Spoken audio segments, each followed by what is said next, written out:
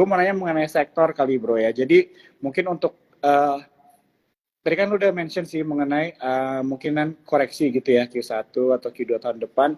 Tapi kira-kira ada nggak sektor yang favorable lah buat lo yang bisa kita perhatikan gitu. Mungkin even dalam keadaan yang cukup defensif gitu kan, tapi tetap mungkin ada sektor-sektor yang menurut lo dibandingkan yang dengan yang lain ini masih oke banget nih. Mungkin ada nggak nih boleh di-share?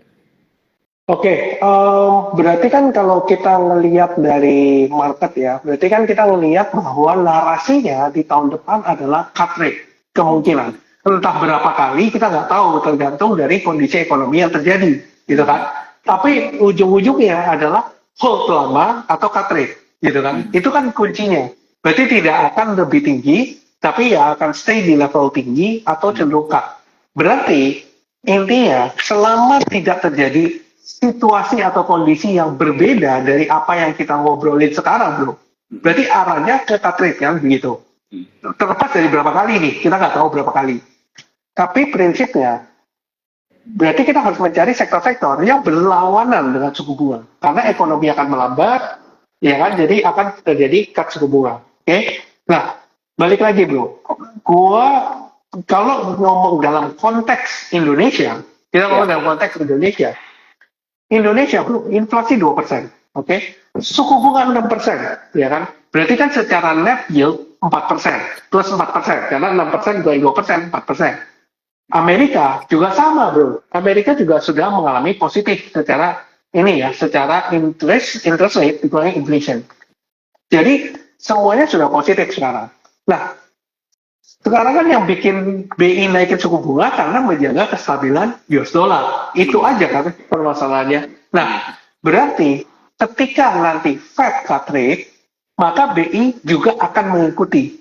Itu sudah definitely. Karena tidak ada inflasi yang menghantui gitu ya. Tidak ada inflasi yang menghantui dari ekonomi Indonesia sendiri. Karena inflasinya cuma 2%, bro. Gitu. Iya. Jadi memang nggak ada reason lah buat naikin suku bunga kecuali US dollar sebenarnya. Gitu. Nah, ketika mereka cut rate, US cut rate, Indonesia pasti cut. Gitu ya. Indonesia pasti cut. Nah, ketika Indonesia kemungkinan besar akan cut, maka sektor-sektor yang berlawanan dengan suku bunga akan naik. Teknologi, properti, ini kan pasti akan naik gitu. Pasti akan naik. Nah, karena ini berlawanan sekali nih sama suku bunga gitu ya. Jadi ini akan ikutan nih. Gitu. Ini akan ikutan rally-nya. Ditambah lagi teknologi kan belum naik banyak. Properti apalagi, belum ada angin, fundamentalnya bagus, ekonominya bagus gitu ya, fundamentalnya bagus, tapi nggak ada angin gitu ya. Sementara kita kalau bicara soal KPR nih, kita ngomong soal fundamental. Suku bunga dengan level sekarang gitu ya, bank itu tetap kompetitif kok, ngasih suku bunga yang relatif lebih reasonable lah gitu, lebih reasonable ke masyarakat. Even pun terjadi floating rate, masyarakat itu tetap punya chance untuk pindah ke KPR bank lain yang bisa kasih suku bunga yang lebih rendah. Dan sebenarnya sektor properti ini masih menarik, apalagi kalau suku bunganya turun kan begitu. Jadi ibaratnya fundamental masuk, dapat angin gitu. Nah sementara ini kan nggak ada angin karena ya tadi suku bunganya masih tinggi di 6%, gitu ya, suku bunganya tinggi di 6%, nggak ada katalis loh. Jadi untuk menggerakkan sebuah saham harus ada fundamental yang kuat untuk sustainability sama anginnya. Kalau nggak ada anginnya ya kita nggak bisa ngomong soal sustainability dari kenaikan itu kan gitu. Jadi kalau gue lihat itu seperti itu, sectoral change-nya itu bakal seperti itu ke depannya gitu. Jadi memang suku bunga ini bakal diturunin. Tapi gini bro, ini balik lagi. Banyak orang yang mungkin agak sedikit keliru terkait suku bunga.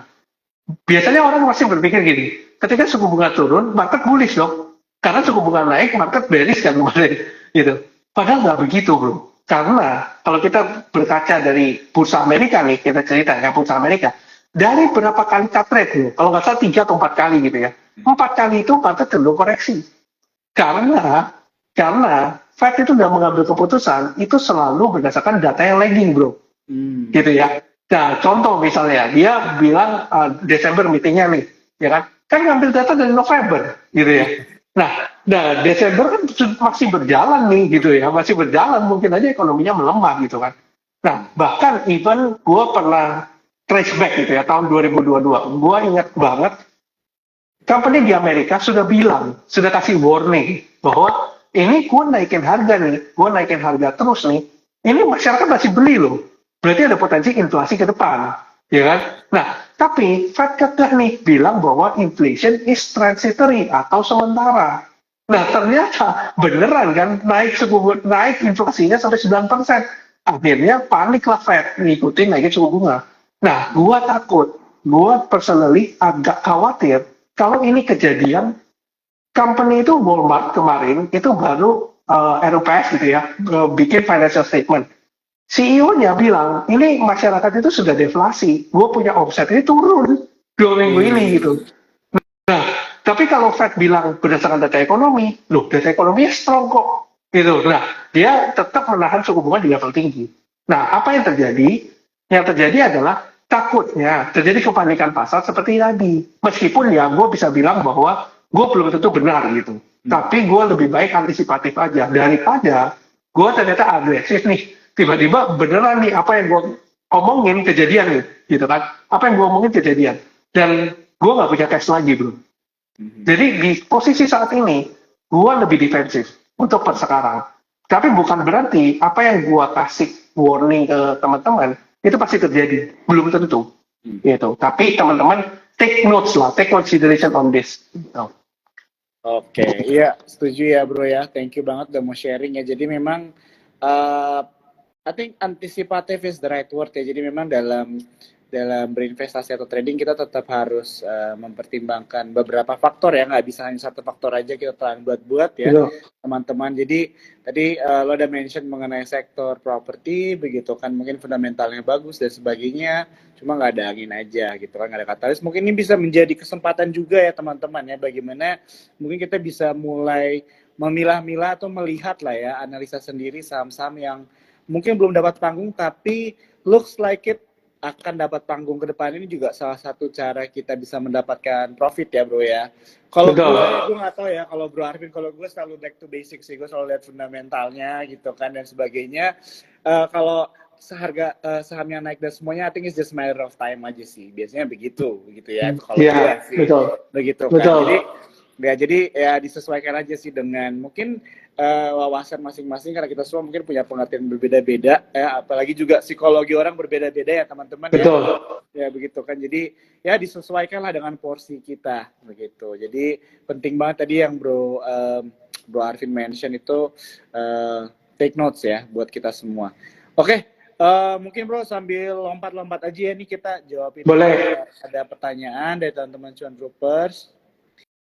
Ini ada yang borong banget ya nanyanya ya. Ini ada yang nanya emiten GZCO nih. Ya, apakah punya Pak PP juga? Ini kayak semuanya hubungannya sama Pak. Lucu nih. Mas Presiden apakah sudah telat nih? What do you think, bro? Oke, Gusku ini gua sempat ini juga. Gue kebetulan kan satu grup sama Bro Handi.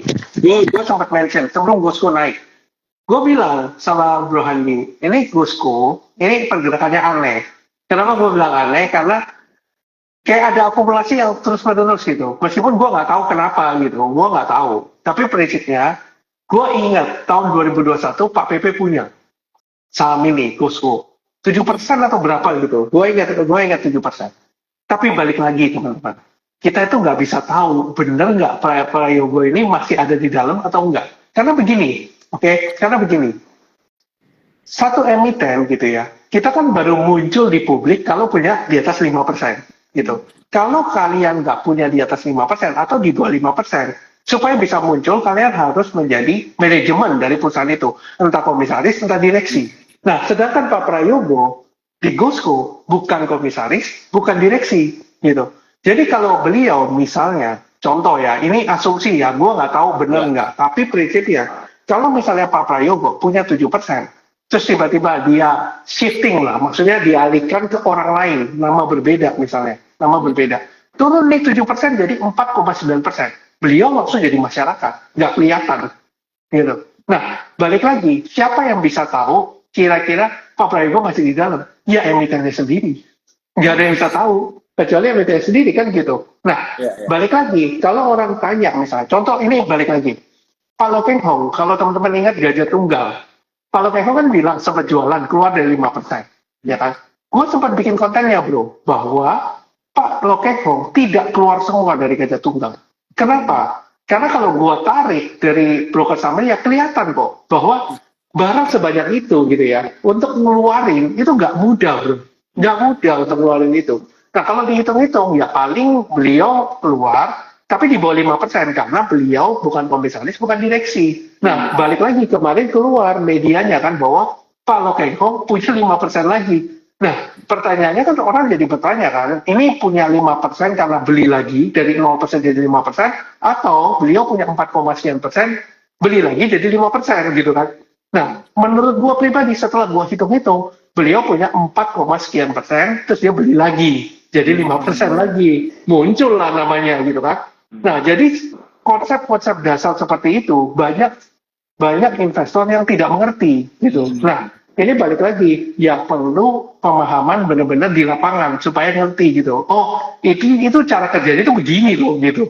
Nah, dari situ gue sudah bilang bahwa dia tunggal bukan Pak Lo Keng Hong trading 5% buang terus beli lagi. Enggak.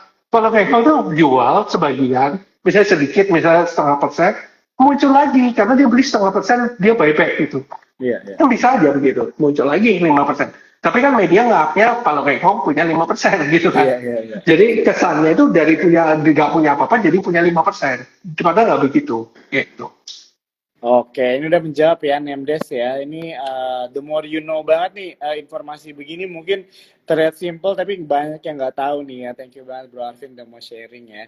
Oke, kita lanjut nih ada pertanyaan lagi NCKL sama PGO gimana nih Bro?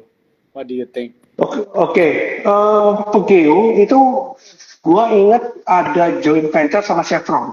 Oh nggak salah, itu untuk bikin geothermal. Jadi mereka kerjasama lah untuk bikin geothermal. Tapi kalau kita cerita, Pegeo ini memang kalau secara teknikal ya, lower low sebenarnya, lower low. Dan kemarin itu nge-retest dari ininya, last support become resistant, gitu ya, last support become resistant. Nah, kenapa gua tahu? Karena gambarnya udah di bayangan gua. Gua nggak perlu lihat komputer, gua udah tahu. Karena gua udah ngeliatin terus gitu. Kalau NCKL itu sebenarnya kalau secara prospek bagus. Gua bisa bilang IPO belum keluar semua barangnya. Tapi kalau gue lihat memang ada yang buangan, entah siapa yang buang gitu ya. Tapi selama masih bertahan di atas support menurut gue oke. Kalau nggak salah supportnya 980 sampai 1000. Kalau nggak salah ya 1010 sampai 980. Jadi sekitar itu ya boleh lah untuk dipertimbangkan gitu. Itu sih teman-teman. Oke, thank you banget Bro udah dijawab. Ini ada pertanyaan, ini mungkin Bro Arvin nggak usah jawab ya. Ini dari Alwin. Mungkin sekarang aku mau bilang tadi ini udah dibahas nih sama Bro Arvin ya mengenai sektor properti bagaimana. Ini ingat ya, ini akan di save IG live-nya jadi kalian bisa nonton ya. Langsung aja ke IG Skor Sekuritas untuk nanti nonton dari awal. Oke, mungkin satu pertanyaan lagi aja kali ya Bro ya. Boleh. Satu pertanyaan lagi sebelum kita tutup. View-nya mengenai Bluebird Bro sama Goto deh nih. Goto hari ini 13% nih. Gue kena nih, ikutan gue. Nah ini gimana nih, think nih bersama Goto? Oke, kalau soal Bluebird ini secara fundamental bagus gitu ya. Selama mereka punya mobilitas masyarakat masih bagus, tidak dibatasi, ya pasti bagus gitu ya untuk kinerjanya. Sebenarnya permasalahan di Bird itu adalah likuiditas. Karena kalau teman-teman perhatiin bid overnya, itu kayak kecil banget gitu ya. Untuk seukuran harga 1000, itu lotnya tipis. Jadi dia gampang turun, gampang naik gitu ya. Nah, makanya teman-teman harus ngerti, oke, saham ini tuh likuiditasnya gimana, saham itu likuiditasnya gimana. Karena itu menentukan strategi teman-teman, ngantrinya modelnya gimana gitu. Kalau teman-teman lihat barangnya ini tipis, maka ngantrinya dijarakin gitu ya. Dijarakin gitu. Nah, kalau mengenai Goto, ini gue baru buka keterbukaan informasi Goto, barusan kalau nggak salah jam 7 kalau nggak salah, dia mau buka keterbukaan informasi. Intinya banyak orang yang bertanya-tanya, ini TikTok tuh mau gimana sama Goto ini gitu. Oh, gimana modelnya? Balik lagi, prinsipnya adalah semua ini masih dibicarakan. Oke, semua ini masih dibicarakan, mereka menyatakan bahwa semua ini masih dibicarakan. Mereka juga mengklarifikasi bahwa TikTok itu tidak mengakuisisi 50% dari saham Goto. Itu menjadi pertanyaan banyak orang juga. Mereka mengklarifikasi itu. Nah, tapi balik lagi teman-teman. Ini sedikit tips ya teman-teman supaya teman-teman ngerti ini. Kita berkaca dari kasusnya Petro sama Cuan. Oke, Petro sama Cuan. Gue pertama kali bilang bahwa Cuan ini akan mengakuisisi Petrosi. Dan itu kan memang keluar beritanya. Meskipun keterbukaan informasinya, keduanya menyatakan bahwa menolak, gitu. Bukan menolak, tapi belum mencapai agreement gitu ya, atau tidak ada rencana seperti itu. Nah, tapi kenapa kok emiten bilang bahwa tidak ada seperti itu? Karena gini teman-teman. Karena gini, misalnya gue ini Cuan nih, perwakilan Cuan, Brojo perwakilan Petrosi misalnya. Berita keluar nih, gitu kan. Kita masih ngobrol nih, belum ada tanda tangan apa-apa. Tiba-tiba keluar kan, pasti ditanya kita. Kamu ada corporate action nggak? Petrosi pasti juga ditanya, kamu ada corporate action nggak? Ya kita karena tidak ada tanda tangan bro, jadi ya kita nggak bisa ngomong bahwa kita setuju. Nggak bisa. Karena tidak ada agreement kan gitu. Nggak ada di atas kertas, masih semua in talks kan. Nah, nggak mungkin dong emiten bilang, oke, ini gue memang ada pembicaraan nih sama Petrosi. Apa yang terjadi kalau gue ngomong gitu? Harganya naik udah. Langsung pasti naik kan gitu. Nah, mereka biasanya cenderung untuk konservatif loh. Karena manajemen kan pasti bilang kan, gue harus menjaga reputasi gue nih gitu. Jangan sampai gue ngomong keluar ternyata nggak jadi. Gitu. Jangan sampai gue ngomong keluar ternyata nggak jadi. Makanya mereka kebanyakan istilahnya kalau belum firm, mereka bilang, oh kita nggak ada pembicaraan nih, nggak ada ini nih. Akhirnya kan jadi bro, Cuan sama Petrosi. Akhirnya kan jadi, gitu kan. Nah, bisa aja gitu ya, bisa aja. Belum tentu ini terjadi, tapi bisa aja Goto sama TikTok misalnya. Oke, nggak ada kesepakatan soal itu. Ya mungkin mereka lagi bicara gitu. Di saat mereka ditanyai ya mereka cuma bisa jawab, loh memang nggak ada kesepakatan kok. Belum ada kesepakatan kok. Tapi ke depannya apakah ada kesepakatan? Ya nggak tahu, gitu. Ya nggak tahu. Nah, intinya gue simpel aja lah gitu. Gue simpel aja. 90-91 Goto. Supportnya itu di 90. Itu. Gue ambil dan take profit ya di 100-an gitu. Jadi ya udah bro, gitu. Kalau gue sih seperti itu. Oke.